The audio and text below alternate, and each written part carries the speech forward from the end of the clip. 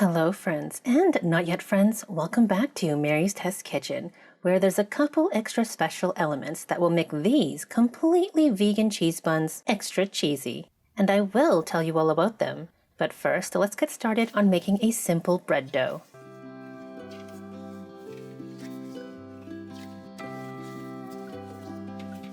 Starting with 1.5 US cups or 355 milliliters of warm water between 105 and 110 Fahrenheit.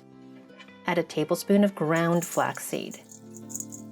Sprinkle over an envelope or 2 teaspoons and a quarter of instant yeast, and a couple tablespoons of sugar. The slight sweetness of this dough actually helps it taste cheesier when all said and done. Next, before adding salt, bread flour, 500 grams or 4 US cups. Sorry to my gluten-free friends, I am working on something very cheesy and fluffy just for you too. Hopefully it will be ready soon. As for the rest of us, let's take it to the stand mixer. And slowly ramp up the speed to combine all the ingredients. Of course, you can do this by hand too. Once you're here, you can continue to let the machine do the work until the dough becomes smoother. About 5 minutes by machine, around 10 minutes if you're kneading by hand.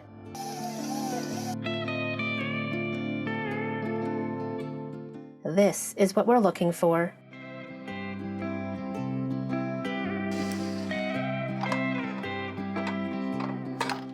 You don't have to knead any further, but I just wanted to show you the texture we're going for. Plus, not to brag, but my tendinitis symptoms have been much improved lately, and this is kind of fun. Not like exciting fireworks fun, but a relaxing, calm kind of fun.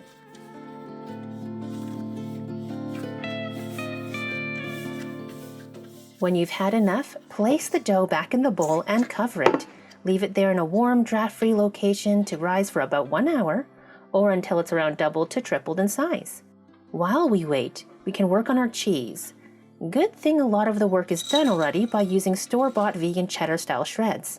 But we do need to make it even cheesier, so it will satisfy even the most discerning of cheese bun lovers. Just add 2 tablespoons of nutritional yeast and a teaspoon of salt and mix it very, very well. These simple additions really bump up the flavor, but also there's one more extra ingredient, and I'll tell you about it at the end. For now, scoop out a 1/4 cup from the bowl and keep it separate. It'll all make sense later, trust me. In the meantime, grab your vegan butter from the fridge because you want it to be soft for after the next step, which is admiring your wonderfully puffy dough. And then squishing it.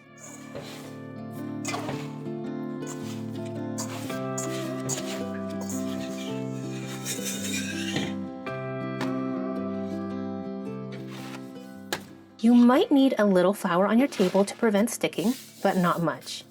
Time to get rid of any large air pockets. Continue to flatten your dough into a rectangle. You can squish it, stretch it, or roll it, whatever gets the job done.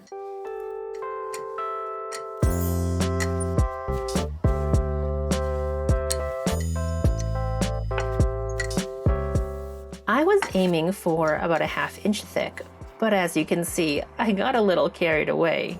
Thicker just means the layers of bread in your cheese bun will be thicker and puffier, which I personally prefer. But thinner gives you more opportunities for layers upon layers, which is its own kind of lovely. Now you'll need that vegan butter and spread about 1.5 tablespoons over top.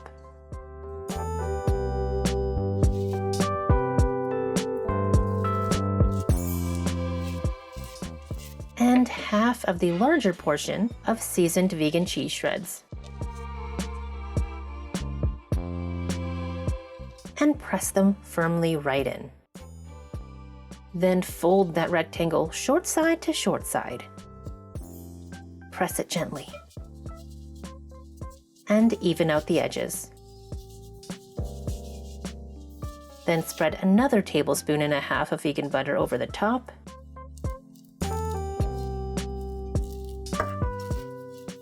And the rest of the cheese of that portion.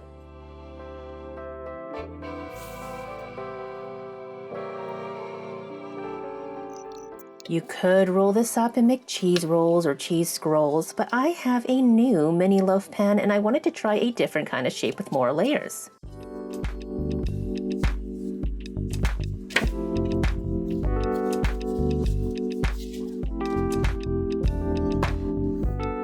With the last bit of vegan butter, you can grease your mini loaf pan or whatever pan you want to use. I've made these in a 12-cavity muffin tin and that worked out nicely as well. But today I wanted to use this fun mini loaf pan that I got on clearance at Canadian Tire. Gotta love a deal.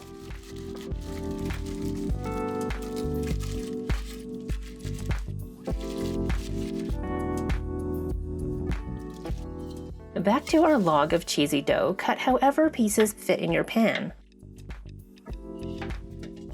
And well, if you cut too many because your cat kept distracting you by threatening to jump on the table, well, that's fine. It'll all be fine. They're going to be marvelous. Don't you worry.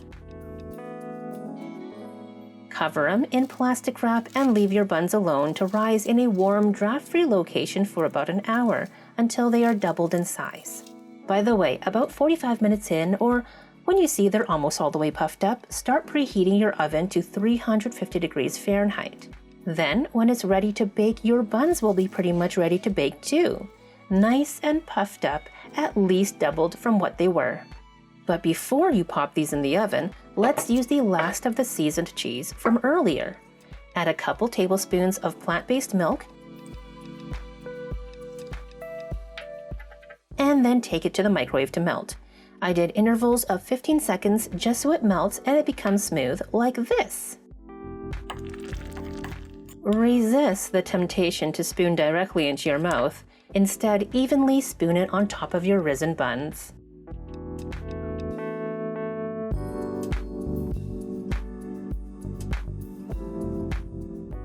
This is going to give your buns that characteristic bakery melty cheese bun look and taste. Once your oven is fully preheated, you can bake them for about 25 minutes. Just make sure to check a little early just in case your oven runs hot, but when they come out, they should look like this. The cheesy topping is nicely baked on, the bun is puffy and soft with a little bit crispier edge bits, and the inside, well, it's best to wait until they aren't steaming hot. Except I am always a little impatient and burnt fingertips are just part of the job description at this point. Love those pull-apart layers. This is my version of a perfect cheese bun. Well, close, because a day after I shot this, I had an idea to go into my spice drawer and find a tangy ingredient that might just bump up the cheesiness even more. Green mango powder. You might know it from Indian cuisine, and it's a great way to add tanginess without adding moisture. Sprinkled over the top of a slightly reheated bun. And it's so delicious.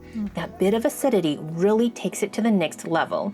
I might even throw it into the seasoned cheese shreds next time. But next time, I'm gonna make a gluten-free version, so stay tuned for even more plant-based cheesy adventures by subscribing if you haven't already. And please give me a thumbs up if you appreciated this video. And if you're in the mood for even more vegan cheesy bread, check out my Korean cream cheese garlic bread tutorial. That one is wild. Thank you so much for watching, my friends. Until next time, bye for now.